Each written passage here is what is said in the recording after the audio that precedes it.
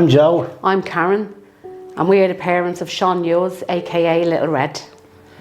Little Red's Legacy Sepsis Awareness Campaign was established in 2018 after our son Sean's tragic and preventable death to sepsis.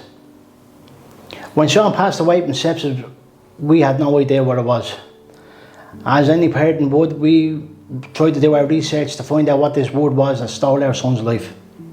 And we were amazed and shocked by the lack of knowledge and understanding in Ireland. Our research brought us to see that only 28% of the Irish population have an accurate understanding of what sepsis is. There's 15,000 recorded cases of sepsis in Ireland every year, leading to 3,000 deaths. That's an average of 7 deaths a day in Ireland every day from sepsis.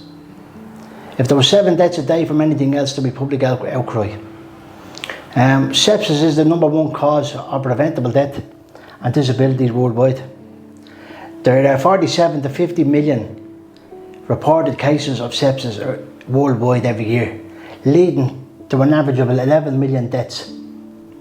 And 1 in 5 deaths in the world are associated with sepsis. Little Red says, just ask, could it be sepsis? So on the 8th of January 2018, Sean came home from school and he was displaying flu-like symptoms, and he said, I don't feel well. I said, okay. I said, you're off tomorrow. I said, sweat it out of you, go to bed. I gave him a Lemsip and probably Nurofen as well. And he went to bed and he slept. And I heard him the next morning and he was laughing and joking on his iPad, and I said that he must be feeling somewhat better. So by that evening he had been speaking with his sister Zoe, and he said, I don't feel great again. It's like it's coming back on me. So I said, okay. I said, we'll see how you are in the morning. I gave him probably another Lemsip that night again, and paracetamol. And the Wednesday morning I went to wake him for school about 7:30, and he said to me, I feel absolutely rotten. He said, by this time he had a bit of a cough, he had aches and pains, general flu-like symptoms that he had. So I managed to get an appointment with the doctor for 11:30 that morning, and I brought him down, and Sean was extremely quiet at this stage, which was something Sean was never quiet. And when I got him into the doctor, she said he has an influenza, a chest infection and a high fever. I said, okay. So she gave me an antibiotic. She said, in case the chest infection progresses to pneumonia. Okay, so I brought him home. Joe gave him a lift home, and I got his antibiotic and followed him up to the house. I got Sean's antibiotic into him straight away. By that night, Sean was getting very irritable and he was coughing up a lot of phlegm. And I was thinking, the antibiotic is not getting into him because of the amount of phlegm that he's coughing up. He couldn't sleep at this stage. Very, very irritable. And it was one thing that always sticks in my mind that he said to me was, he feels like he's going to die, which I now know is a sign of sepsis, when people get that overwhelming feeling of dread. And of course people say that when they have flu as well. So by the Wednesday night then, he was very, very irritable, and I stayed up with him and I was checking on him, and he didn't get much of a sleep at all. So by Thursday morning he felt even worse, and he was very short of breath at this stage, and there was no sign of him getting any better. So Joe was in work. When Joe came home from work, I said, I don't know what to do, whether to bring him into the hospital or go back down to my GP in the morning and get a letter from home, bring him into the hospital, because at this stage, I was reluctant to bring him into the hospital because there was ads on the telly saying, don't come near hospital if you have flu. And it was the Aussie flu that was going around at that time in 2018. So I made a decision to go back down to his GP on the Friday morning. Then Thursday evening, I was sitting up with Sean. He was on one sofa, I was on the other, and we were watching something on the telly. And at this stage, he was very quiet, but he was still very irritable, very short of breath. By this time, he had mottled skin. And I was speaking to him and he was trying to speak back to me, and next of all there was no sound at all from him. And I jumped up straight away. I knew there was something wrong. And I tried to wake him, he was unresponsive. And I was calling his name, and I called for Joe. Joe came running down the stairs, and Joe administered CPR on Sean while I phoned for the paramedics. And the paramedics came within seconds. We got him into Temple Street, we had to follow on in the car, and they were still working on Sean outside Temple Street. They got him in, they hadn't a clue what was wrong with him. I had told him I had him at the GP on the Wednesday, and I showed him his medication. I said that's what he was given. And we were brought into a family room, and then the doctor came in and told us that there's no hope for Sean. And if he managed to survive, to be catastrophic injury done to his brain. And at 6:30 Friday morning,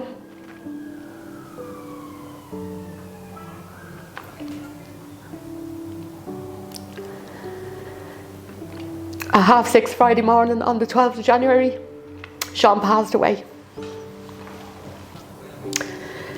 And 2 weeks later, we were informed that Sean had passed away from sepsis, which we knew nothing about, which led then to us doing our research about it. And we just don't want another family going through what we go through every day since Sean's death. And we just want people to be vigilant of the signs and symptoms of sepsis. And just to remember that little red says, just ask, could it be sepsis?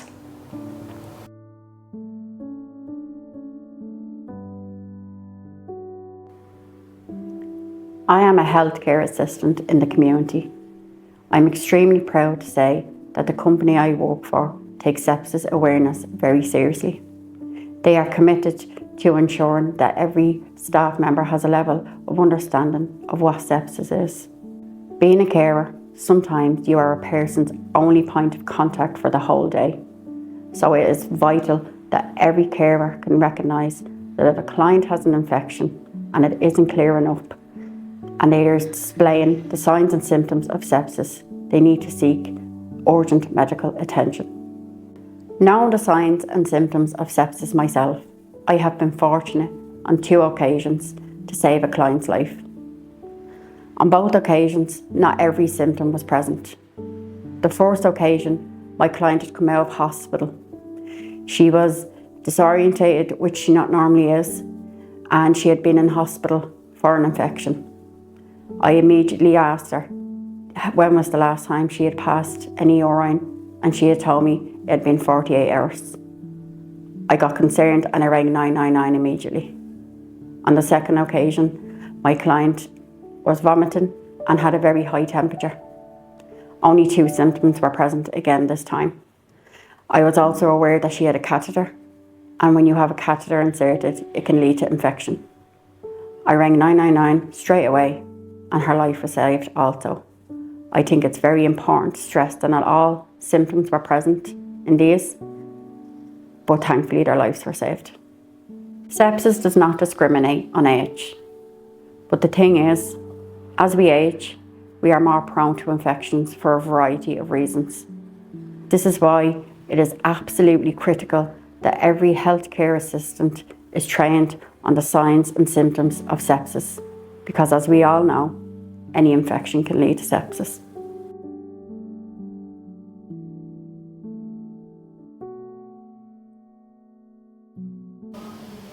Before sepsis, I had a really busy life. I was working, I was a mother, a wife. I was a no time for doctors person. Now I'm also a sepsis survivor. I have no memories of a few days before, but what I do remember is having a cough, thinking it'd just go away. It didn't go away, it was pneumonia. From what I've been told, that Saturday morning, I knew myself I was very sick. I was very agitated, very tired, and I was very cold. Because of COVID, I could only have a GP phone call. Talking to the GP, he didn't like the sound of my voice, so he asked me to come in and see him. My hands were so cold, he couldn't get an oxygen read from my fingers. I was really agitated and I just wanted to go home and go to sleep. On that Saturday, 27th of November 2021, I went to Wexford General Hospital. Within an hour of arriving, I was in a coma and ventilated, which I stayed on for a month. I presented with severe sepsis and went into septic shock. I was hypothermic at 35.4. My heart, lungs, kidneys failed. I was on dialysis. I had upper body seizures and I had blood transfusions. My family had to come and say goodbye to me, and I was given my last rites. On the 31st of December, I was discharged from ICU. When I started coming around, I was so calm. I didn't know where I was or what had happened. I was so numb. I felt like I was completely paralyzed. I couldn't move. I kept moving my eyes down to my hands, and my husband kept saying, "It's okay, your hands are fine, your hands are fine." But in my own mind, I had come to terms with either being paralyzed or losing my hands. I lost 60% muscle mass. I had to learn how to do everything all over again. I had to learn how to walk, talk, eat, lift my hands, my arms, everything. I came home from hospital on the 18th of January 2022. As bad as it was for me, it was just as bad, if not worse, for my family, having to go through that trauma day in and day out. When I got home, I was still struggling to do anything without assistance. My memory was gone. I struggled to say words and put sentences together. I had a real foggy brain. I had terrible anxiety and my hair fell out. As a result of all the medications and treatments, I required a hip replacement.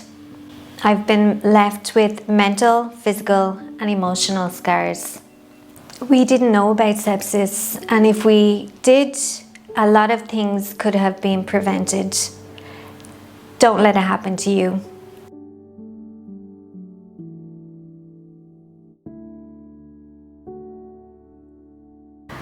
Hello, my name is Andy Hullen, and this is my wife Paula Hullen. I am a sepsis survivor, and Paula is my carer. In 2018, April the 6th, I had a very bad pains in my groin. And what happened there was I was suffering with lots of pain. I felt I was actually dying, and Paula brought me to Navan Hospital, where I was there for about 8 hours, and the doctors actually suspected I had a damaged bladder. So what happened there was they transferred me over then to Beaumont Hospital, where I stayed for the next 9 months, and this is where they detected that I had sepsis. It was the worst kind of sepsis. It was the strep A necrotizing fasciitis, which in fact is a kind of Fournier's gangrene.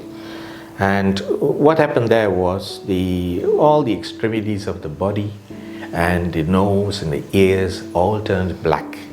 So what happened then, we had a battle to try to, the doctors had to struggle to get me alive.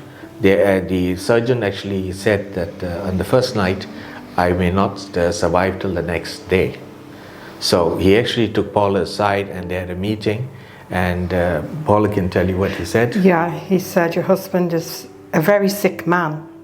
And I said, "How sick?" And he said, "He's the sickest man in this hospital and we don't think he's going to make it. So you need to go home and tell your children," my 4 girls, one of them was with me, so the other 3 girls, to come in and say goodbye to their dad. And then I said, "Well, he has his family in Malaysia and in Australia, because Andy's originally from Malaysia.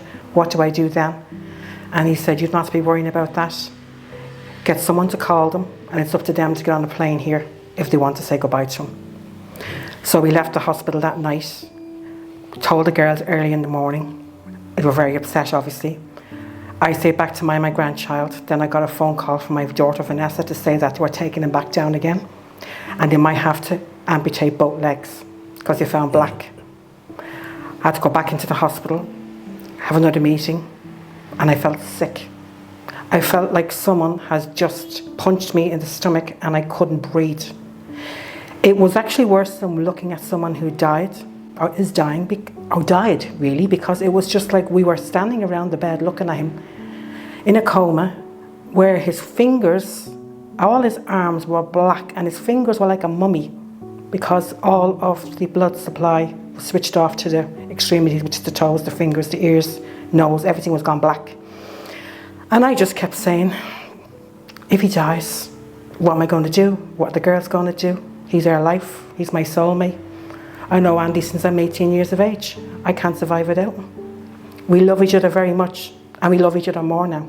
And it's brought us closer together. But my point is, please, please, always ask, could it be sepsis? We spent 9 months in the hospital in Beaumont. And subsequently, I did about 6 weeks in the National Rehab Hospital, where I learned how to read, write, walk, and everything, all the basic things. So after I left the hospitals and the rehab, I had to have certain prostheses, and we had to have a lot of amputations during sepsis. And as you can see, what we have here is that we have the left lower limb and the fingers actually amputated, and we also have like amputations on the part of the left foot and the right foot and the different parts of my body in the groin area. And as a result of this, we've had to learn to adapt. I have learned to adapt it with the help of my wife, dear wife Paula, and my children and my grandchildren. And the most important thing is that the life does go on, and we will always want to learn how to adapt, and this is part of our natural ability as a human being, that we will try to adapt. We learn how to use what we have, and we learn how to use what prostheses there are. Like I have little gadgets there on the feet that help me to walk, and they help me to walk straight. If I didn't have those shoes, I would probably trip and fall. And I have a car that's adapted, and that allows me to drive. Life is difficult, but we are happy. We do overcome as human beings. We know we overcome things in life to try and lead as much of a normal life as we can. I also wanted to make aware that it's not only lacerations or scratches that can lead to sepsis. Any infection that enters the body, whether it enters through the mouth or through your nose, to your ears, and if it's of an extreme type, it can actually lead to sepsis. Always ask the question, could it be sepsis? Thank you.